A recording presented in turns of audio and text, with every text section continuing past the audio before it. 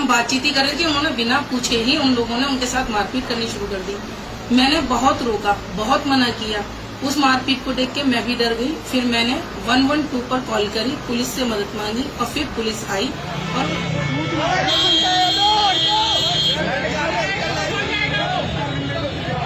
70% जो कमाई आती है ऋषिकेश की, हरिद्वार की, वह थारे कारण आवे है। उड़े के जो चूल्हे चल रहे हैं ना, वही हरियाणा वाले चला रखे हैं।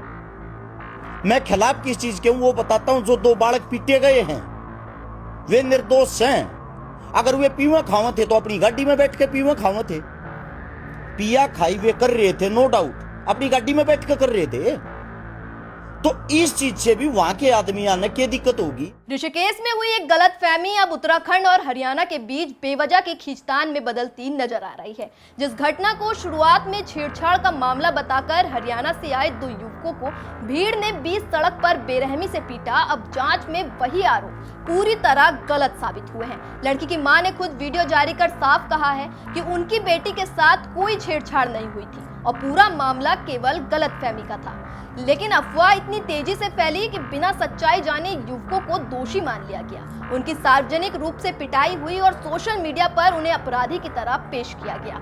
अब इस घटना के बाद दोनों राज्यों के लोगों के बीच सोशल मीडिया पर तीखी प्रतिक्रियाएं देखने को मिल रही है। कहीं उत्तराखंड के खिलाफ नाराजगी जताई जा रही है तो कहीं हरियाणा के लोगों पर सवाल उठाए जा रहे हैं। एक छोटी सी गलतफहमी ने न सिर्फ 2 निर्दोष युवकों की प्रतिष्ठा को नुकसान पहुंचाया, बल्कि उत्तराखंड जैसे पर्यटन राज्य और हरियाणा जैसे बड़े सामाजिक प्रभाव वाले राज्य दोनों की छवि को भी ठेस पहुंचाया है। इस घटना पर हरियाणा के सोशल मीडिया इन्फ्लुएंसर हर्ष चिगारा ने भी तीखी प्रतिक्रिया दी और कहा कि किसी पर बिना सच्चाई जाने आरोप लगाना उसकी इज्जत ही नहीं बल्कि पूरा करियर भी बर्बाद कर सकता है। ये बात बिल्कुल सही है कि भीड़ के आधार पर इंसाफ तय नहीं किया जा सकता, लेकिन साथ ही ये कहना भी गलत है कि हरियाणा वाले उत्तराखंड नहीं आएंगे तो ऋषिकेश हरिद्वार के लोग भूखे मर जाएंगे, क्योंकि पर्यटन किसी एक राज्य की मेहरबानी नहीं बल्कि आपसी सम्मान और भरोसे पर चलता है। ना उत्तराखंड बिना पर्यटकों के है, ना पर्यटक बिना उत्तराखंड के। ऐसे बयान केवल राज्यों के बीच दूरी बढ़ाते हैं। ये घटना हमें याद दिलाती है कि अफवाह, गुस्सा और क्षेत्रीय भावनाओं में बहकर किसी निर्दोष को अपराधी बना देना सिर्फ अन्याय नहीं बल्कि समाज के लिए खतरनाक संदेश है। जरूरत है सच्चाई जानने की, धैर्य रखने की और कानून पर भरोसा करने की, ताकि एक गलतफहमी पूरे समाज की सोच और संबंधों को खराब ना कर दे। हालांकि इस घटना के बाद सोशल मीडिया पर हरियाणा के लोगों का गुस्सा भी साफ देखने को मिल रहा है।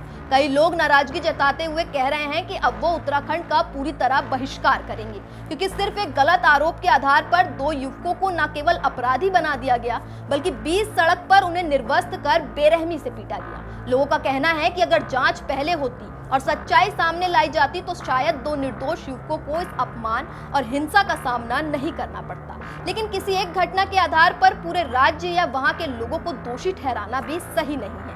एक गलतफहमी ने पहले 2 युवकों की प्रतिष्ठा को नुकसान पहुंचाया और अब वही मामला 2 राज्यों के बीच दूरी बढ़ाने का कारण बनता दिख रहा है। जरूरत इस बात की है कि लोग गुस्से में बहकर बहिष्कार या नफरत की भाषा अपनाने के बजाय न्यायिक प्रक्रिया पर भरोसा करें। उत्तराखंड और हरियाणा दोनों का रिश्ता आपसी सम्मान और विश्वास पर टिका है और ऐसी घटनाओं को नफरत नहीं बल्कि सबक बनाकर देखना चाहिए, ताकि भविष्य में किसी निर्दोष को अफवाहों की कीमत ना चुकानी पड़े।